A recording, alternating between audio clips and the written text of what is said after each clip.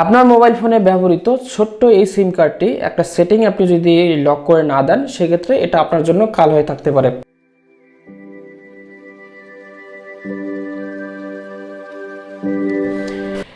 আপনি যখন আপনার ফোনটা হারিয়ে ফেলেন, কোনো কারণে চুরি হয়ে যায় বা দুর্ঘটনাবশত আপনার ফোনটা আপনি হারিয়ে ফেললেন, হারিয়ে ফেলার সাথে সাথে আপনার সিমটাও কিন্তু হারিয়ে যায়। তো আমরা ম্যাক্সিমাম ক্ষেত্রে হচ্ছে আমাদের ফোনের নাম্বারের সাথে আমাদের ব্যাঙ্ক অ্যাকাউন্টের ওটিপি কানেক্টেড থাকে, আমাদের ফেসবুক অ্যাকাউন্টের ওটিপি কানেক্ট থাকে, জিমেল অ্যাকাউন্টের ওটিপি কানেক্ট থাকে, হোয়াটসঅ্যাপ অ্যাকাউন্টের ওটিপি কানেক্ট থাকে, বিভিন্ন অ্যাকাউন্টের ওটিপি কিন্তু আপনার সিমের সাথে কানেক্ট থাকে। তো আপনি যদি তাৎক্ষণিকভাবে আপনার ফোনটা হারানোর সাথে সাথে কিন্তু আপনি সিমটা উত্তোলন করতে পারেন না, সেক্ষেত্রে কিছুক্ষণ সময় নেয়।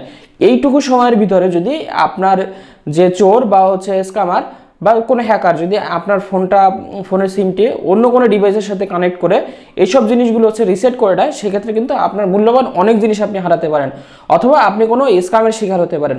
সে যদি অন্য কোনো অনৈতিক কর্মকাণ্ড করে থাকে, সেই দায়ভার কিন্তু আপনার নিয়ে চলে আসবে, কারণ এই সিমের মালিকানা কিন্তু আপনি।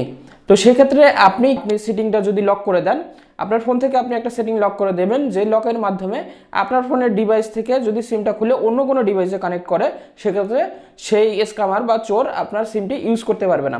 তো চলুন দেখে নিই কীভাবে আপনি আপনার ফোনের সিমটি লক করে দিতে পারেন ফোন থেকে। আমার মোবাইলের স্ক্রিনের দিকে একটু খেয়াল করবেন, আমি চলে যাব সেটিং অপশনে। সেটিং অপশনে যাওয়ার পরে আপনি যে সার্চ বারটা পাবেন, সার্চ বারে লিখবেন লক। লক লেখার পরে আপনি যদি নিচে একটু স্ক্রল করেন, স্ক্রল করার সাথে সাথে এই যে সিম কার্ড লক আপনি দেখতে পারবেন। আপনি সিম কার্ড লকে ক্লিক করার পরে আপনি তার কিছু নিচে আসলে দেখতে পারবেন সিম কার্ড লক। সিম কার্ড লকে যাওয়ার পরে আপনি যেই সিমটি লক করতে চাচ্ছেন, ধরুন সিম 1 সিম 2, আমি এখন তাৎক্ষণিকভাবে আমার সিম 2 লক করতে চাচ্ছি। আমার সিম 2 এতে ক্লিক করার পরে দেখেন আনলক অবস্থায় আছে। তো আমি এখন এটা লক করব। লক করতে গেলে আমাকে পিন নাম্বার চাবে। তো প্রাইমারি ক্ষেত্রে প্রত্যেকটা সিমের জন্য 1 2 3 4 পিন নাম্বার দেওয়া থাকে। তো আমি 1 2 3 4 দিয়ে শুরুতে লক করে দিলাম।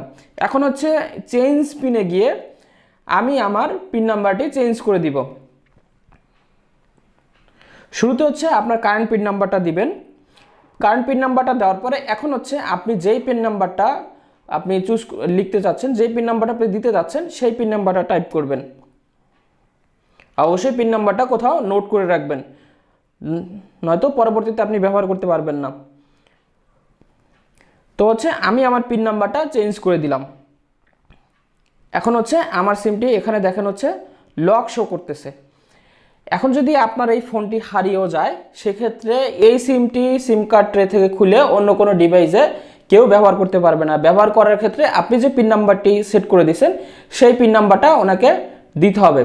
তো আশা করি আজকের এই ভিডিওটা আপনার জন্য অনেকটা গুরুত্বপূর্ণ, আপনার কোনো উপকারে আসবে। আপনি আপনার ফোনের এবং আপনার ফ্যামিলির সবার ফোনের সেটিংয়ে গিয়ে এই লকটি অবশ্যই করে দিবেন, যাতে পরবর্তীতে আপনি কোনো অনৈতিক কর্মকাণ্ডের শিকার না হন। আশা করি আজকের ভিডিওটা ভালো লেগেছে। যদি ভিডিওটা উপকারী হয়ে থাকে অবশ্যই লাইক করবেন। আপনি যদি আমার চ্যানেলে নতুন হয়ে থাকেন অবশ্যই সাবস্ক্রাইব করবেন, এবং দেখা হবে পরবর্তী কোনো ভিডিওতে। ততক্ষণ পর্যন্ত ভালো থাকবেন, সুস্থ থাকবেন। Till then, tata.